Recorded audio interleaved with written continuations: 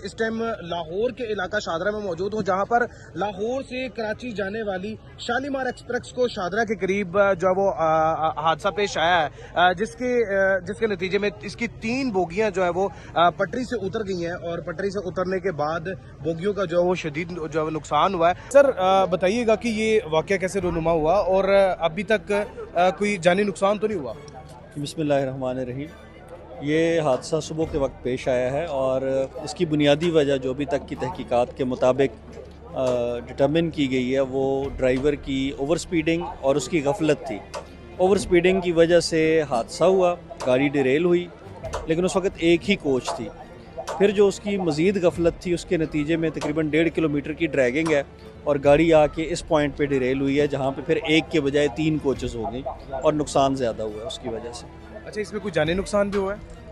अल्लाह का शुक्र है कि मुसाफिर सारे महफूज रहे, कोई ज़ख्मी भी नहीं हुआ और जो शालीमार के मुसाफिर थे उनको हमने 2 हुक्स में, एक जो फ्रंट पोर्शन था उसको हमने उसके कन्वेंशनल रूट पे वाया फैसलाबाद हमने रवाना कर दिया और जो रेयर पोर्शन था उसको हमने यहाँ से पीछे लाहौर ले गए, वहाँ से उसके साथ इजाफी कोचें लगा के खानेवाल रवाना कर दिया ताकि वहाँ पे ये दोनों रेक आपस में मिल के शालीमार प्रॉपर एंड रूट अपने मुसाफिरों को जो है ना वो कैटर करेगी। सब जितना नुकसान हो चुका हुआ है, इस नुकसान का जिम्मेदार कौन है?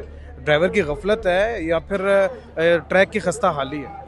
नहीं, यहाँ पे तो आप देखें जो वुडन स्लीपर थे वो खासी अच्छी कंडीशन में थे और ये अगर हादसा जो है वो जो पॉइंट ऑफ डिरेलमेंट था वहीं पे गाड़ी को रोक दिया जाता तो इस नुकसान से बचा जा सकता था।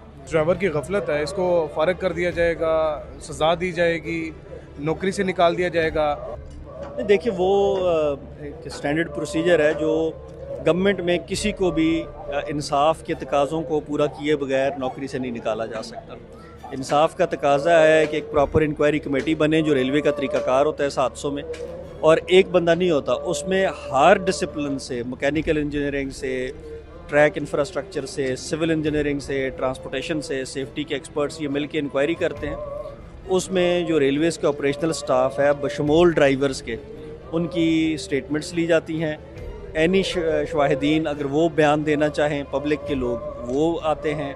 फिर लोकोमोटिव्स में जो डाटा होता है वो स्टोर होता है हमारा, उसका जायज़ा लिया जाता है और बाकी जो हमारे जो शवाहिद हैं, अगर कोई वीडियो एविडेंस डायरेक्ट बनी हुई है हादसे की, उसका जायज़ा लिया जाता है और उसकी रोशनी में ये तयन किया जाता है कि किसकी कितनी